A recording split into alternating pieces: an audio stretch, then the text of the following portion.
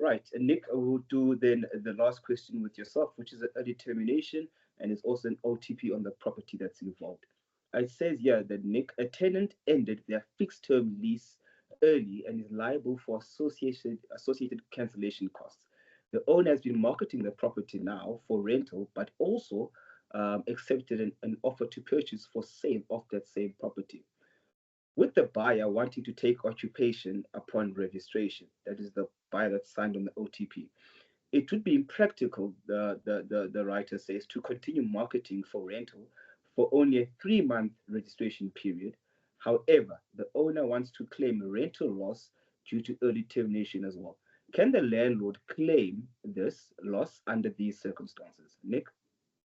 Perfect. So there's two elements to this. Let's just deal with them separately for clarity's sake. So in terms of the existing lease agreement, the tenant has terminated the existing lease agreement, okay, and they've said it's a fixed term lease agreement. So the tenant is entitled to do this in terms of Section 14 of the Consumer Protection Act. The fact that they have terminated it earlier in terms of Section 14 does entitle the landlord to a reasonable cancellation penalty. Now, we've dealt with reasonable cancellation penalties a lot around here. And part of what we've dealt with in the past is to say the legislation indicates that a reasonable cancellation penalty is applicable in circumstances, but does not go so far as to say what is reasonable in those circumstances. And what is reasonable is going to depend on the facts of the particular case. Okay, so how much time period is left over on the lease agreement? Okay, what the original term is that the parties entered into. All of these factors are going to play out for what is reasonable in the circumstances. So to come to the question, is a 3-month period a reasonable cancellation penalty in terms of a lease agreement? It might be. It just depends on the facts of the particular case. Okay, whether what your lease agreement looked like, what the property looks like, what the intended agreement between the parties was ultimately going to be if the lease agreement wasn't cancelled early. Okay, so 3 months might be something that can be claimed, but it really depends on the facts of the case, which we don't have in front of us in terms of this particular case. Then there's a second part to this question, which is the owners are also engaged in the sale of this particular property, and it's going to be sold in due course. The 3-month period that they've given is what they anticipate to be the registration period for the sale of this particular property, which is a pretty common period for transfer.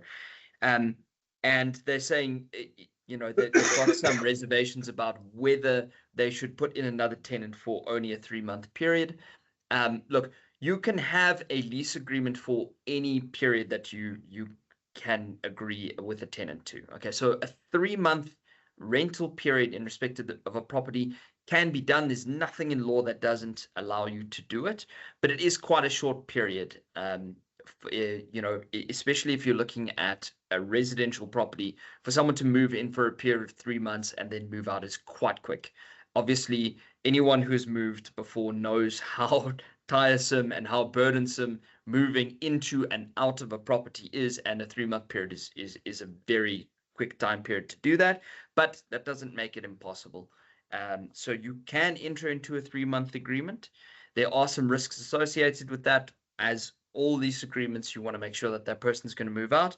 But the person in the question is thinking quite practically. It is quite difficult, and it is a circumstance where I'd say you might want to have some reservations about moving someone in for such a short period if the property is going to sell in 3 months in any event. So I agree with their reservations. It just depends on what you want to do in the circumstances, and you can try claim the early cancellation penalty out of your previous tenant. As I say, that is a different question in the circumstances and entirely depends on reasonability of the cancellation in terms of the lease agreement that you had with the tenant previously. So these are really two separate questions that you need to engage with at the same time. Yeah, absolutely. Yeah. So thank you very much there, Nick. And that does bring us, ladies and gentlemen, to the end of our questions and answers for the week. And thank you very much. And we'll see you guys again next week. Perfect. Thanks, guys. Thanks so much. Thanks, guys. Shoot.